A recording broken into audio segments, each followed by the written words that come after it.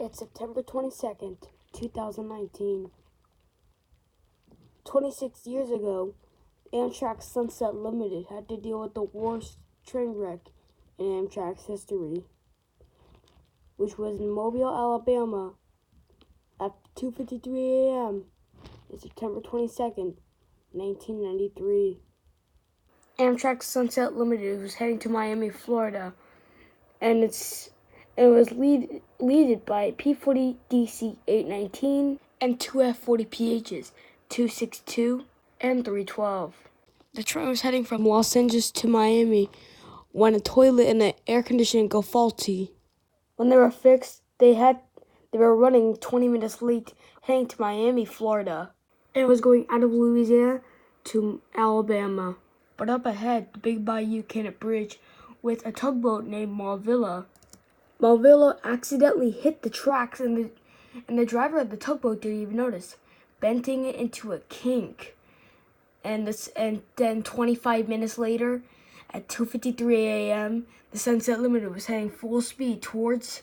At 2:53 a.m., disaster strikes, and the question was revealed. The train derails at 70 miles an hour, bridge snaps, and coaches wake them up. 47 people were killed in the crash, and 103 were injured. The P4819 and other locomotives smacked their heads in the other side of the bayou. People would ask, how did this happen? And why was this such a bad accident? And there was one superliner that was hanging off the edge of the bridge. And the snake and crocodile infested waters were even more dangerous. All three engines were deemed a total loss. And here is the 911 call from the conductor. The bridge is going up. We got cars burning, people in the river. Can't swim. We need help. Any kind of help you can get down here. Also, even worse, all three engines of fuel leaked into the river, setting this car on fire. That was one of the cars that had one of the most fatalities. This was the worst train wreck in Amtrak's history. The end stairs high level train car was completely burned and was one of the worst. You could either be eaten by a crocodile, bitten by a snake, burned alive in the cars, or drowned in deep water. However, the cause of this derailment and this crash was also avoidable. First of all, the tugboat had trouble with its GPS, and it was accidentally hitting the bridge. It didn't break, whatever, but bent into a very nasty bend in the kink of the bridge. This is what the NTSB found out what it looked like. However, that wasn't the end of the story. In 1995, a sabotage in Arizona destructed a bridge, killing one in the derailment. Honestly, the Sunset Limited is one of the worst unlucky trains that only had fatalities. But the most invincible is the Southwest Chief that had 4 derailments and no fatalities.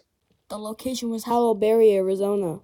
And the train leading the Sunset Limited was a Dash 8 and a F40 PH. And the derailment caused 3 of the coaches to derail off the bridge. However, 819, F40 PH 262, and 312 were all deemed a total loss and scrapped. And it turned out that this was the first Genesis Series loco to be scrapped. Rest in peace, 819. Also, the bridge was owned by CSX and is still into service to this day.